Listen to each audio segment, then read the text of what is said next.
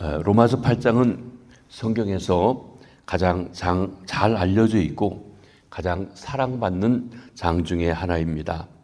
신학자인 셰페너는 로마서 8장의 중요성을 이렇게 그의 주석에 묘사하고 있습니다.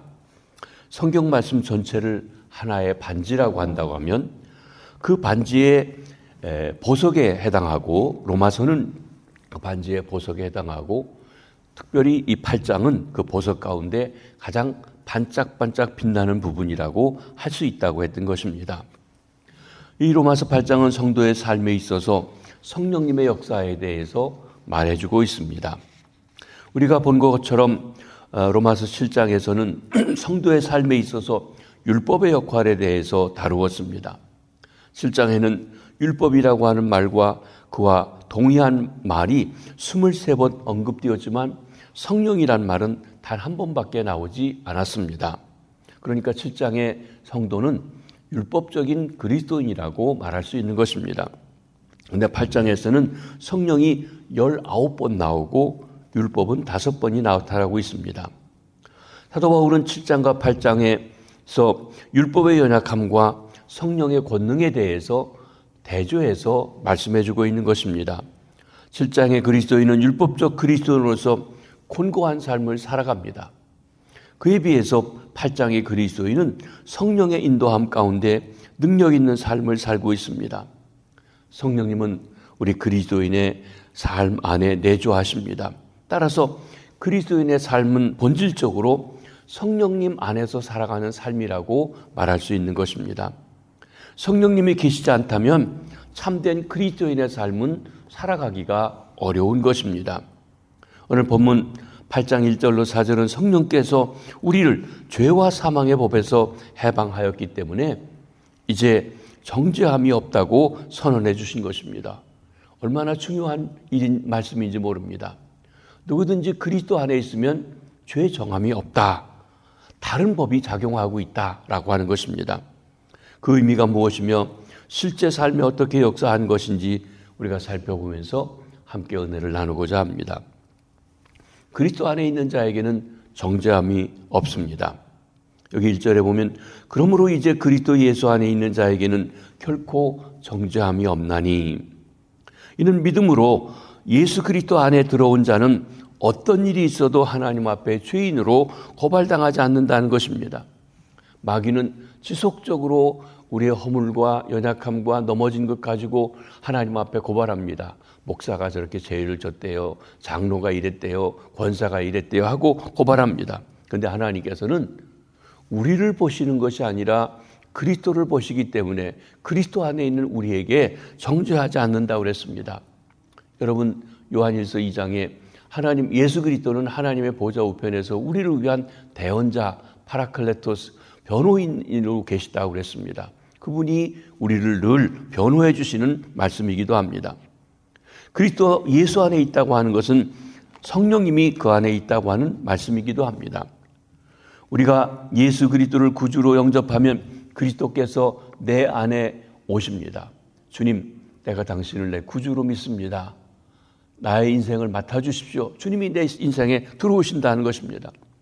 내 주님이 되십니다. 그리고 우리는 하나님의 자녀가 됩니다. 영접하는 자, 곧 그 이름을 믿는 자에게는 하나님의 자녀가 되는 권세를 주셨으니 그렇습니다. 우리가 예수를 믿어 하나님의 자녀가 될 때 하나님께서는 하나님의 영 성령님을 부어주십니다. 성령이 내 안에 계신 것이 내가 하나님의 자녀인 증거라고 말씀하는 것입니다. 로마서 8장 9절에 보면 만일 너희 속에 하나님의 영이 거하시면 너희가 육신에 있지 않고 영에 있나니 누구든지 그리스도의 영이 없으면 그리스도의 사람이 아니라, 즉 성령님이 내게 없으면 하나님의 사람이 아니라는 거예요. 교인은 될 수 있습니다. 몇 대째 예수를 믿는다고 교회 다닐 수는 있습니다. 그러나 정말 그가 그리스도인이라면 성령님을 통하여서 예수를 고백하고 성령님이 항상 함께하는 삶이 그리스도인이라고 말씀하십니다. 누구든지 그리스도의 영, 성령이 없으면 그리스도인이 아니다. 아주 단언해서 말씀하십니다. 우리가 예수를 믿을 때 성령, 그리스도의 영이 내 안에 들어오신다는 것은 내 편에서 볼 때 말씀하고 있습니다. 그러나 그리스도 편에 본다고 하면 성령께서 나를 그리스도의 몸속에 넣어주시는 것입니다. 그래서 우리가 그리스도 안에 거할 수 있게 해주시는 것입니다. 그것이 고린도전서 12장 13절 말씀입니다. 우리가 유대인이나 헬라인이나 종이나 자유자나 다 한 성령으로 세례를 받아 한 몸이 되었고 또 다 한 성령을 마시게 되었느니라. 우리가 신앙생활한 배경들은 다 다르지만 같은 성령님이 예수 그리스도 고백하게 하셨을 때 같은 교회, 같은 그리스도의 몸 안에 속하여서 한 몸을 이루며 살아가게 해 주신 것입니다. 그러므로 예수 믿어 성령 받은 이는 그리스도 예수 안에 있는 자가 된 것입니다. 그리고 그리스도 예수 안에 있는 자에게는 결코 정죄함이 없다. 여러분, 우리가 죄가 없는 것이 아닙니다. 허물이 없다는 말이 아닙니다.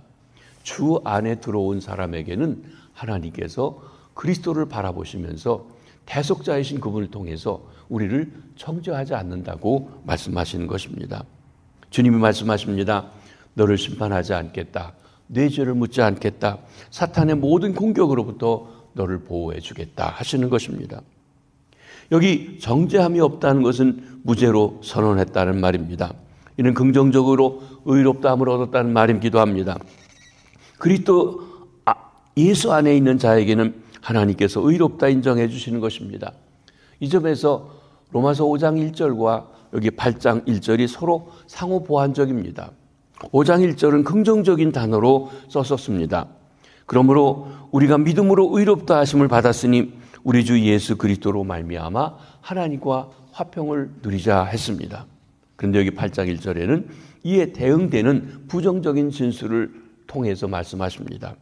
그러므로 이제 그리스도 예수 안에 있는 자에게는 결코 정죄함이 없나니. 그렇습니다. 우리가 예수 그리스도 안에 있을 예수 그리스도를 믿을 때 하나님께서 우리를 의롭다 인정하시고 결코 정죄하지 않는다는 것입니다. 그러면 왜 예수 그리스도 안에 있는 자는 결코 정죄함이 없을까요? 예수 그리스도 안에는 그 안에서 다루는 법이 다르다는 것입니다. 그래서 여기 뭐라고 그랬습니까? 생명의 성령의 법이 죄와 사망의 법에서 우리를 해방하였기 때문이라고 했습니다. 여러분, 우리 한국 이민에 와 사는 사람들은 이 말씀을 쉽게 이해할 수 있습니다. 우리 미국에 있으면서도 한국 TV를 보고 한국을 걱정하지만 사실은 한국 법이 우리를 다스리지 않습니다. 미국 법이 다스립니다. 우리가 한국에 가면 제가 한국 사람이고 한국에 났는데도요, 미국 시민권을 가지고 가 있다 보니까 투표할 때 투표도 못하게 해요.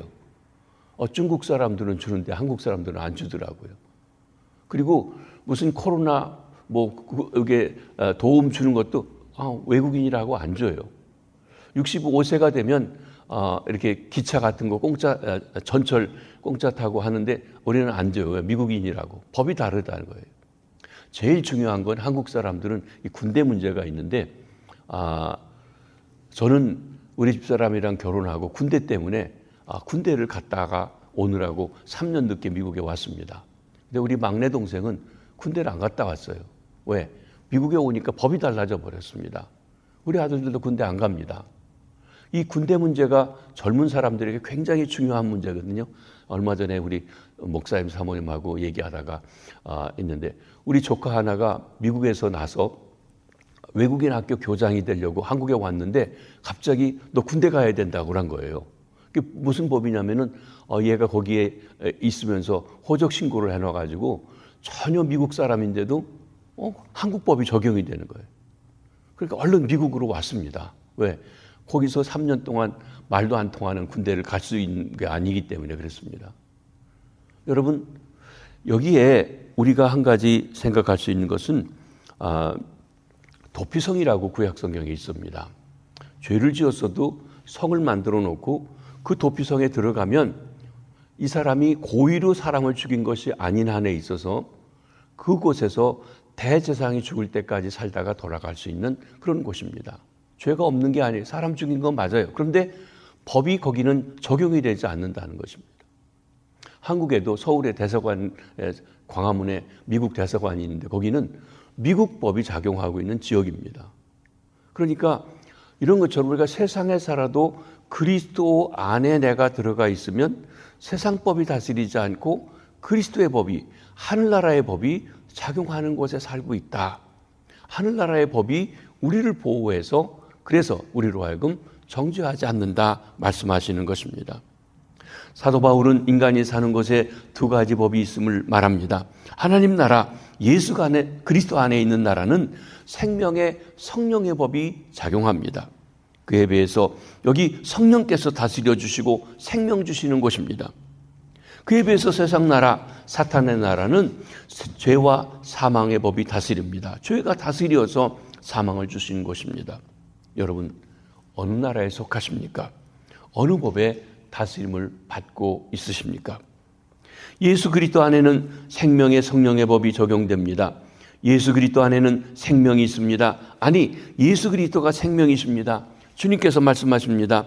내가 곧 길이요 진리요 생명이니 나는 부활이요 생명이니 나를 믿는 자는 죽어도 살겠고 무릇 살아서 나를 믿는 자는 영원히 죽지 아니라. 요한일서에는 그리스도가 그 안에 있는 자는 생명이 있고 그리스도가 없는 자는 생명이 없다. 왜? 예수님이 생명이니까 그렇게 말씀하십니다. 예수님은 생명이십니다. 사탄이 예수님을 죽여도 예수님은 생명이시기 때문에 부활하십니다. 예수께서 가시는 곳마다 기적이 일어났습니다.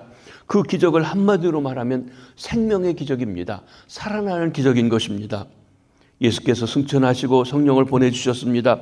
성령님은 예수 그리스도의 사역에 근거하여서 성도들에게 생명 주는 역할을 하시는 것입니다. 그리스도 예수 안에 있는 생명을 주는 성령의 법이 다스리고 있습니다. 그리스도 예수 안에 있는 생명의 예수 그리스도 안에는 죄와 사망의 법이 미치지 못하는 지역인 것입니다. 죄와 사망의 법을 다른 말로 말하면 율법이라고 말할 수 있습니다. 율법은 원래 우리가 본 것처럼 사람을 살리기 위해서 주신 법입니다. 율법은 생명의 길이 어딘지를 알려줍니다. 율법은 거룩하고 의롭고 선합니다. 율법은 신령합니다. 율법은 죄를 짓지 않는 자에게는 생명의 법이 됩니다. 그런데 죄를 지은 자에게는 사망의 법이 됩니다. 그 법의 기준에서 어겼기 때문에 그 법의 결과로서 사형에 해당한다고 하는 것입니다. 인간은 그 율법을 지킬 힘이 없습니다. 그래서 죄인으로 드러납니다. 하나님의 공의 앞에 설 사람이 아무도 없는 것입니다. 그러나 하나님께서는 그 율법을 이루시고 죄와 사망의 법에 미치지 못하는 곳을 준비해 놓으신 것입니다. 그것이 그리스도 예수 안이라고 하는 그 장소입니다. 아까도 말씀드렸지만 하나님께서 가나안을 정복하고 들어갈 때 요단강 동쪽에 3곳, 서쪽에 3곳 해가지고 6곳에 도피성을 만들어가지고 죄를 지은 사람이 실수해서 했을 때 그곳에 달려 들어가게 되면 보복을 당하지 않도록 하는 그런 법을 정해 주셨다. 주님 안에 안전히 보호될 수 있도록 해주신 것입니다. 이 예수 그리스도 안 도피성은 하나님의 은혜가 다스리는 곳입니다. 하나님의 사랑이 다스리는 곳입니다. 그리스도 안에서 사랑을 주고 희망을 주어서 우리로 하여금 구원에 이르게 합니다. 그래서 생명의 법이 작용하는 곳인 것입니다. 그러면 어떻게 해서 그리스도 예수 안에는 생명의 성령의 법이 다스리게 되었습니까? 그것은 하나님께서 예수 그리스도를 통해서 율법의 요구를 이루셨기 때문에 그렇습니다. 여기 우리가 지금까지 보았던 것 중에 아주 중요한 말씀이 나옵니다. 율법이 육신으로 말미암아 연약하여 할 수 없는 그것을 하나님은 하시나니 곧 죄로 말미암아 자기 아들을 죄 있는 육신의 모양으로 보내사 육신의 죄를 정하사 육신을 따르지 않고 그 영을 따라 행하는 우리에게 율법의 요구가 이루어지게 하려 함이라. 여러분, 우리의 육신은 연약해서 율법의 요구를 이룰 수가 없습니다. 율법은 하나님이 주신 것입니다. 생명에 이르게 하는 계명입니다. 율법은 거룩합니다. 의롭고 선합니다. 그러나 문제는 율법을 받은 인간이 죄인이라는 것입니다. 죄인은 절대로 율법을 다 온전히 지킬 수가 없습니다. 율법을 지킬 수 있는 사람은 죄가 없는 사람인 것입니다. 죄가 없는 사람은 죄가 있는 사람은 그가 누군가를 막론하고 하나님의 법을 지킬 수가 없습니다. 그래서 율법이 우리에게 왔지만 그것은 우리에게 그림의 떡과 같습니다. 그러면 율법이 왜 필요합니까? 율법이 없으면 사실 구원이 없습니다. 그 이유는 기준이 없기 때문입니다. 죄인지 아닌지 자체를 모르고 막 사는 겁니다. 때로 우리가 세상 사람들을 보면 우리가 볼 때 분명히 죄를 짓는데 자기는 죄가 아니라고 생각하지 않습니까? 왜 그렇습니까? 기준이 다르기 때문에 그렇습니다. 구원에 대한 기준이 곧 율법입니다. 하나님께서는 율법을 주심으로 우리에게 기준을 주셨습니다. 죄인인지 의인인지 구별하지 않으면 구원이 있을 수가 없습니다. 율법은 우리에게 죄가 무엇인지 가르쳐 줍니다. 하나님의 법이 무엇인지 분명히 말해 줍니다. 이것을 지키는 자는 구원을 받습니다. 그러나 하나님의 기준인 율법을 지키지 않는 자는 그 누구를 막론하고 구원을 받을 수가 없습니다. 만약 우리가 하나님의 율법을 다 지킬 수 있다면 구원받을 수 있습니다. 그러나 문제는 우리가 죄인이기 때문에 원죄의 부패성을 가지고 있는 죄성을 가지고 있는 인간이기 때문에 율법을 지키고 싶어도 지킬 수 있는 힘이 없다고 하는 것입니다. 그래서 우리는 율법 앞에 좌절합니다. 율법 앞에서 더욱 목마른 것입니다. 알면서도 가질 수 없고 보면서도 취할 수 없기 때문입니다. 구원이 필요한데 얻을 수 없기 때문에 괴로워합니다. 선을 행하고 싶은데 선을 행한 능력이 없기 때문에 괴롭습니다. 내가 악을 이길 수 있으면 좋겠는데 내 안에 악을 이길 수 있는 힘이 없다고 하는 것입니다. 인간의 노력, 인간의 의지, 인간의 지성만을 가지고서는 구원받을 수가 결코 없습니다. 그래서 그것을 해결하시기 위해서 하나님은 율법 앞에 절망하는 인간들에게 하나님께서 선물을 주신 것입니다. 그분이 예수 그리스도이십니다. 율법을 완전히 지키신 분입니다. 하나님이 주신 첫째 선물은 율법은 꼭 필요하지만 우리를 좌절시키고 절망시키는 선물이었다고 하면 두 번째 선물인 예수 그리스도는 우리를 살게 하시고 소망을 갖게 하시고 구원을 얻게 해 주시는 것입니다. 하나님께서 그 아들을 보내어 율법의 요구를 다 이루셨다. 율법을 완성하시게 만드신 것입니다. 여러분 여기 중요한 거 보셔야 됩니다. 무조건 용서하신 게 아니라 율법을 완성하시고 그 완성하신 분을 믿음을 통해서 우리가 율법의 완성한 자리에 들어가게 만들어 주셨다고 하는 것입니다. 하나님께서 그를 위해서 그 아들을 죄 있는 육신의 모양으로 이 땅에 보내셨습니다. 영이신 하나님의 아들이 육신을 입고 이 땅에 오셨습니다. 이 사실을 요한복음은 뭐라고 했습니까? 말씀이 육신이 되어 우리 가운데 거하심에 우리가 그 영광을 보니 아버지의 독생자의 영광이요 은혜와 진리가 충만하더라. 이 말을 신학적인 용어로 인카네이션이라고 성육신이라고 합니다. 하나님이 사람이 되신 것입니다. 영이 육신을 입은 것입니다. 영원하신 분이 시간 속에 들어오신 것입니다. 예수님은 하나님이 사람이 되신 분이십니다. 예수님의 삶 안에 하나님의 영광과 하나님의 은혜와 진리가 가득했습니다. 본문에 죄 있는 육신의 모습으로 보냈다고 하는 것은 인성을 입고 오셨다는 것을 말씀합니다. 이는 예수께서 타락한 본생을 지내셨다든지 하는 말이 결코 아닙니다. 예수님은 참 인간으로 오셨습니다. 인간의 동등한 육신을 입으셨기 때문에 죄의 유혹을 받고 연약함을 경험하게 하십니다. 그러나 죄는 없으십니다. 이 사실을 히브리서 기자가 말씀하시죠. 우리에게 있는 대제사장은 우리의 연약함을 동정하지 못하실지가 아니요 모든 일에 우리와 똑같이 시험을 받은 이로되 죄는 없으시니라. 여러분 예수님이 죄가 있다면 자기 죄값으로 죽는 것입니다. 우리의 대속자가 될 수 없습니다. 근데 그분이 죄가 없습니다. 유월절 양을 잡을 때 한 3, 4일 정도 미리 준비해서 그게 흠이 없는지 있는지 봅니다. 흠이 있으면 안 됩니다. 흠이 없는 걸 알고 잡습니다. 예수님이 33년 동안 세상에 와 사시면서 흠 없으심을, 죄가 없으심을, 우리와 똑같은 인간으로 사셨지만 죄를 짓지 않고 사셨음을 우리에게 보여주신 것입니다. 그렇습니다. 예수께서 참 인간이 되시어 모든 시험을 받았지만 죄를 범치 않으셨기에 율법의 요구를 다 이루신 것입니다. 하나님은 그 아들을 죄에게 노출시켜서 시험도 받고 유혹도 받을 수 있는 인간으로 보내신 것입니다. 하나님께서 그 아들을 죄를 위한 속죄제물로 보내셨습니다. 3절 중반절에 보면 곧 죄를 인하여 자기 아들을 죄 있는 육신의 모양으로 보내어라고 했습니다. 여기 죄를 인하여라고 하는 것은 죄를 다루기 위하여라고 하는 뜻입니다. 그분의 죽음에 담긴 희생적인 특징을 가리켜 말씀하고 있습니다. 죄를 인하여라고 하는 해당하는 이 헬라 말이 페리 하말티아스라고 하는 말인데 히브리서에서는 속죄자라고 하는 말로 번역되어 있는 것을 보게 된 것입니다. 그러기에 하나님께서 인간들의 죄를 위한 속죄자가 되도록 그 아들을 보내어 주신 것입니다. 그러기 위해서 하나님은 무죄하신 예수님의 육신에 죄를 정하셨습니다. 예수님은 인간들이 당한 모든 유혹과 시험을 받으셨지만 죄는 없다고 말씀드렸습니다. 그런데도 가장 흉악한 죄인의 모습인 당시에 가장 흉악한 죄인을 사형시키는 십자가의 형틀에서 달려 죽은 것입니다. 여기 인류의 죄를 다 담당하신 그 속죄 제물의 모습을 보게 됩니다.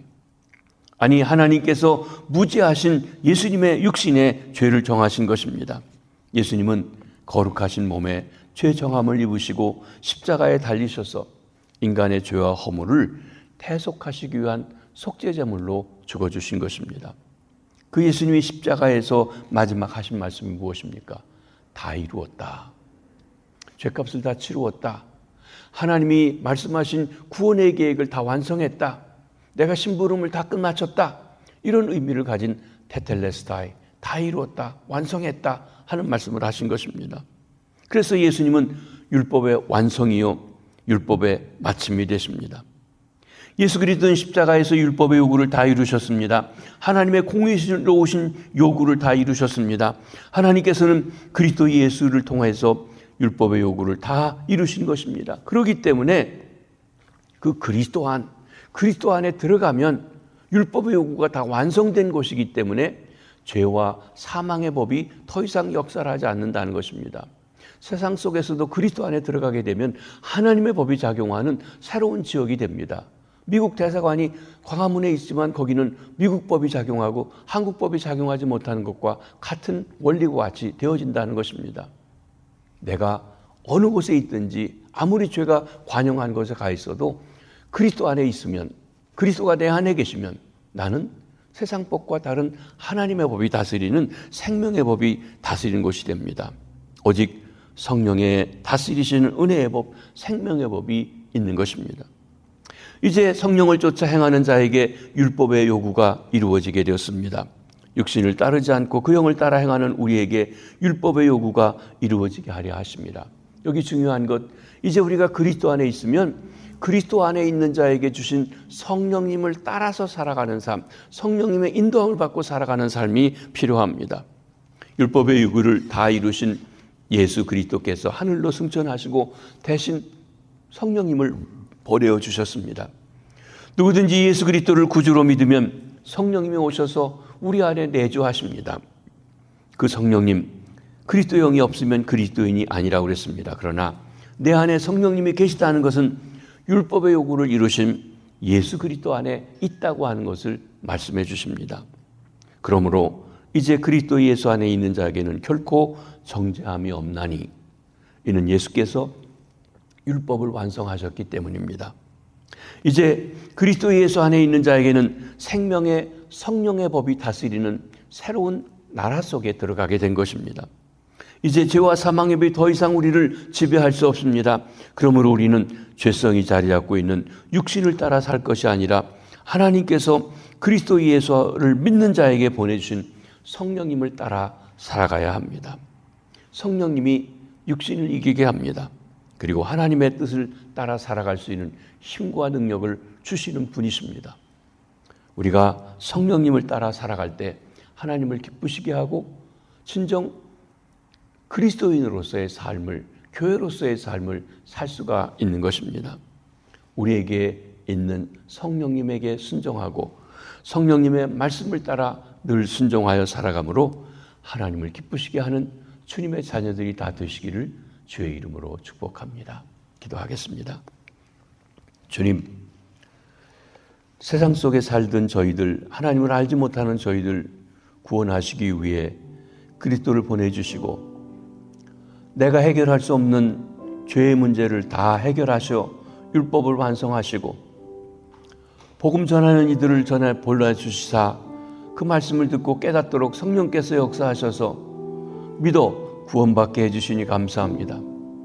이제 우리가 그리스도 안에 있으니 내 육신대로 정욕대로 살지 않게 하시고 성령의 인도하심을 따라 살아가 하나님 성령의 사람으로 그리스도의 사람으로 하나님을 기쁘시게 하고 그리스도의 몸인 교회가 되어 싸우니 이제는 교회로서 살아가는 하나님의 백성으로 살아가는 아름다운 삶을 우리가 어느 곳에 있든지 살게 하시옵소서. 그래서 만민이 우리가 그리스도의 자녀인 것을 알리는 그런 삶을 살아가도록 축복해 주시옵소서.